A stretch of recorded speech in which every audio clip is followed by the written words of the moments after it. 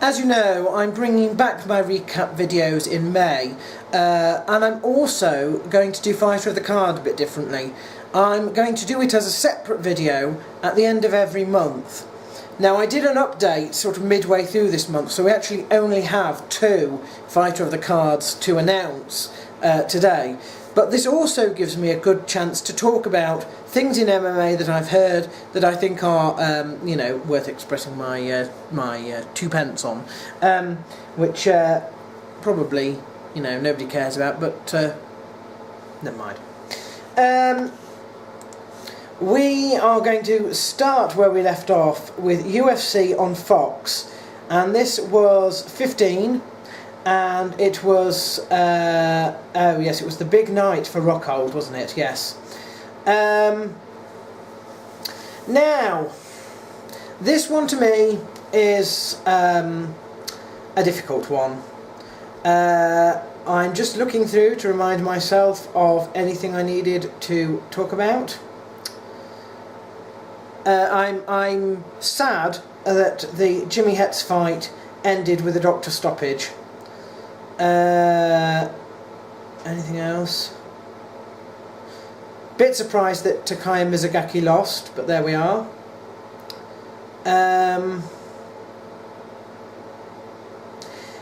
Impressed that Beneil Dariush did manage to beat Jim Miller, as I said, but it was by decision. So there we are.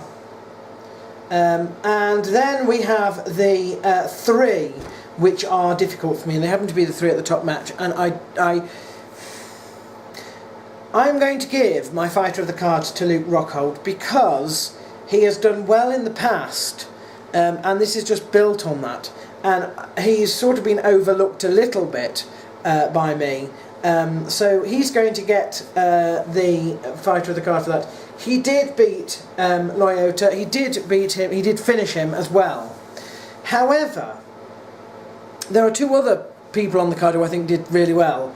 Ronaldo Souza, who, yes, and then there is Ronaldo Souza, who has for the last couple of years been up there in terms of my Fighter of the Year award. He got a verbal submission, but he was fighting Chris Camozzi, and I just think he could, you know, that he should have won that one anyway. And then there's Max Holloway, who managed to beat Cub Swanson. I hate Cub Swanson, and I think that sort of does sway me in terms of thinking, well done Max Holloway, and that's why I should give him the Fighter of the Card, which is a little bit, you know, biased. So because of the bias there, I'm giving it to Luke Rockhold. But those 3 winners at the top of the card, they all exceeded expectations and did very, very well. The next one was UFC 186, and there was a battle for the contendership in the flyweight division. Demetrius Johnson has been the champion for quite some time. He was fighting Koyoichi Horiguchi. Now,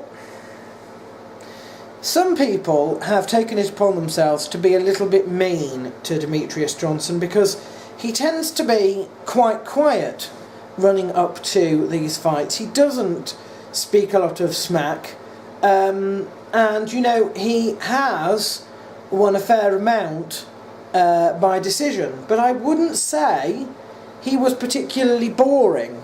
It's just compared to some of the others, he is a lot quieter. And people have sort of said, oh, well, you know, who cares sort of thing. He won by submission, and it was a submission that he managed to complete in the very last few seconds of the very last round. Bear in mind that people generally tend to be have less gas in the tanks towards the end than they do at the beginning.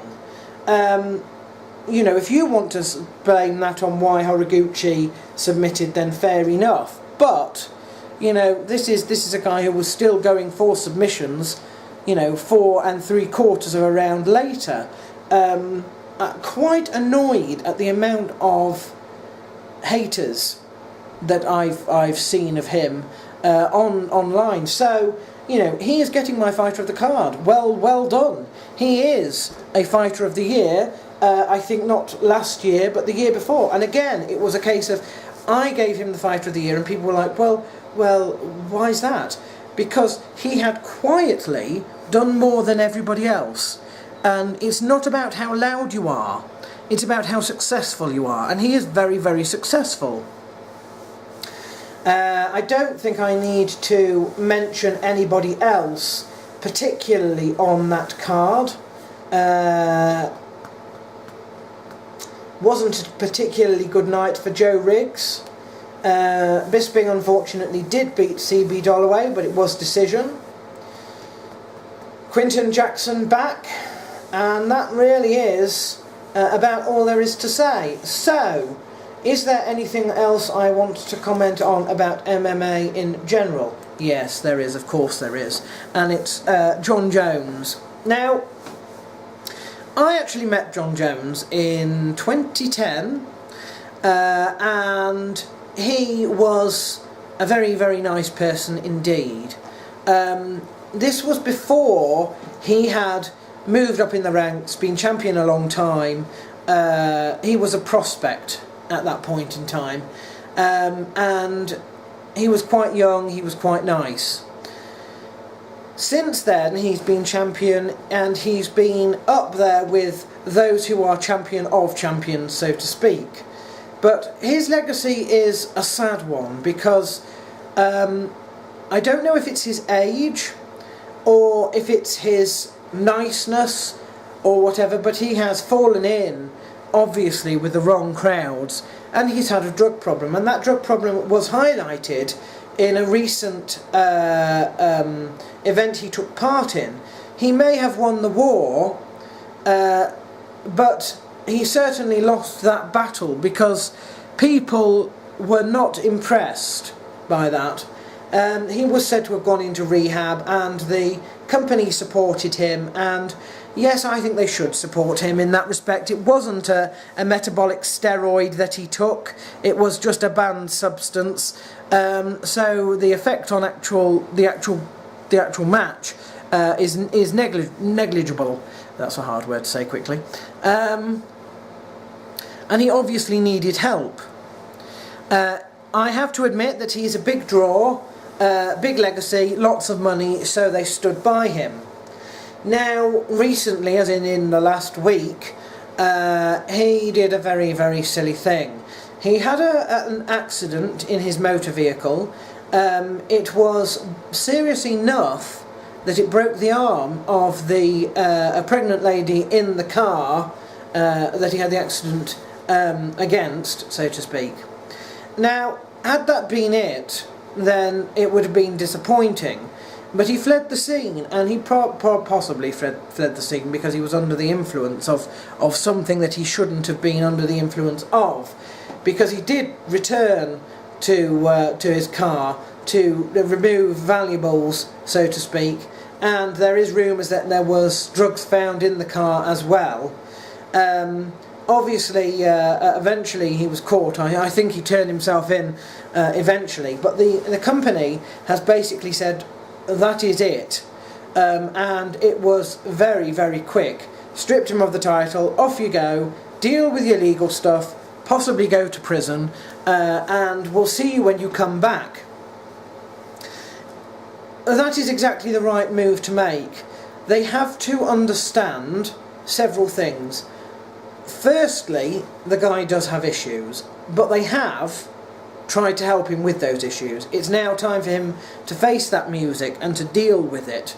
The second thing is that they cannot be seen to promote drugs or that sort of behaviour just because he earns them a lot of money.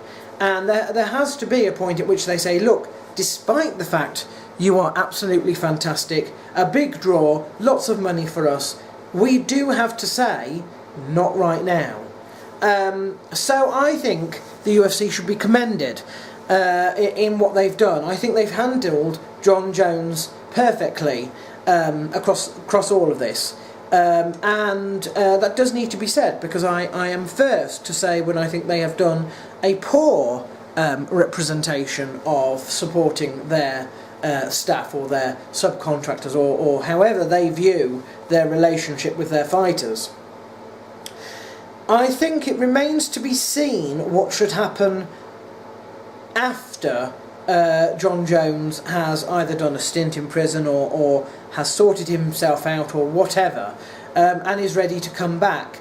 And I should think seriously about what to do then, because I don't know. I do not know if it's, if it's okay he should walk straight back into his job where he left off, or whether there should be ramifications, a ban in the institution. And I actually think that the UFC at the moment are just waiting and seeing. I think they could go either way. So they probably have a reasonable amount of time to consider this. I think it will depend on who's around at the time, who the champions of champions are at that point in time as well. So I think the best has been done by him. I'm sad it's happened. I'm sad that he got into that mess in the last 5 years. I really am, because he was all right before then. And this should serve as a lesson not just to people who are main card fighters, that the institution won't tolerate it, and there is a line to be drawn in money versus morality. But it should also be a warning to those who are contenders, who are perhaps possibly going to be champions of the future, that there are dangers in becoming a champion. It's not all about the fighting, it's about who you are, it's about who you hang around with, it's about what you get up to in your spare time, possibly. And being a champion opens you up to great prospects, and some of those prospects are very, very, very nasty indeed. Do not let yourself become like Jon Jones. Let it be a warning to you if you're thinking, oh, once I get the gold, I can live the high life. I wouldn't if I was you.